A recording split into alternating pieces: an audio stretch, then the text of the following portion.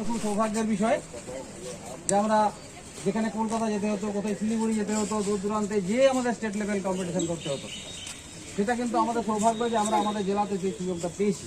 সুতরাং তোমরা আমাদের জেলার এবং বিভিন্ন স্কুলে যারা এসছো প্রত্যেকের সেই আমাদের যাতে গরিমাটা আরও বৃদ্ধি পায় সেইভাবে সচেষ্ট হতে হবে।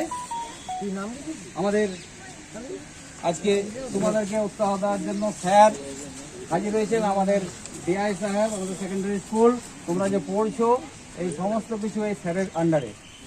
হাই স্কুলগুলো যত আছে, হাই স্কুল এবং হায়ার সেকেন্ডারি স্কুল, সব স্কুলের বিভিন্ন নিয়ম কানুন সংক্রান্ত সমস্ত কিছু কাগজপত্র আমাদের ডিআই সাহেব আন্ডারেই হয়। উনি এসছেন তোমাদেরকে উৎসাহ দেওয়ার জন্য, কথা বলে আজকে সিলেকশন ট্রায়ালটা শুরু করার জন্য, সূচনা করার জন্য অনুরোধ করছি। তোমরা তো শুনে নিয়েছো, মাসমাসি বলে দিচ্ছি, আমি আর বেশি বলবো না। তোমরা যারা এখানে নির্বাচিত হচ্ছে, মনোনীত হচ্ছে, যাতে আমাদের জেলা রাজ্যে যে খেলা হবে তাতে প্রতিনিধিত্ব করবে এবং তোমাদের ভালো পারফরমেন্স দেখাবে, তোমাদের ভালো উজ্জ্বল কৃতিত্বের সাক্ষ্য রাখবে এবং এই কদিন ভালোভাবে তোমরা অনুশীলন করো এবং খুব ভালোভাবে নিয়ম নিষ্ঠার মধ্যে চলো। কারণ খেলা তো একটা জীবনের অঙ্গ এবং খেলাধুলা করে শরীর ভালো থাকে। যে অনেকে আমরা খেলাধুলা থেকে সরে গেছি বলে শরীর খারাপ করে আমাদের। যোগ ব্যায়াম করা, খেলাধুলা, এগুলো আমাদের মানে আরও গুরুত্ব দেওয়া দরকার।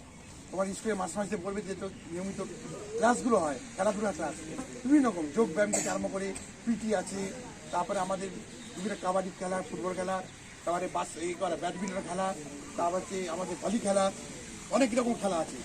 তোমরা দেখবে যে খেলাতে আমাদের দেশের যখন বাইরের দেশে কম্পিটিশন হয়, বিদেশে আমাদের দেশ যদি পুরস্কার পায় ভালো লাগে, না হলে কি হয় আমাদের মন খারাপ হয়ে যায়। যে অনেক দেশ আছে আমাদের দেশে যে ছোট দেশ, তারা বিরাট বিরাট পুরস্কার নিয়ে আসছে, আর সে জায়গায় আমরা কিছু করতে পারছি না, এমন হয়।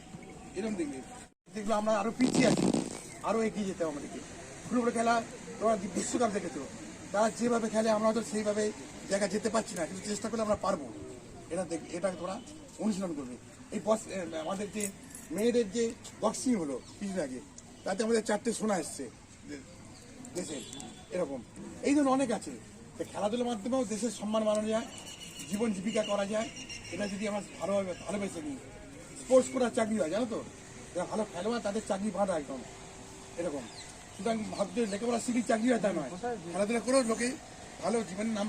সচিন তেন্ডুলকার বিরাট নাম করছে, বিরাট নাম। সৌরভ গাঙ্গুলি সে খেলোয়াড়, সে তার কোনো কবি, সাহিত্যিক, অভিনেতা নেতা। তোমরা আবার রোদ হয়ে যাবে, আবার আমি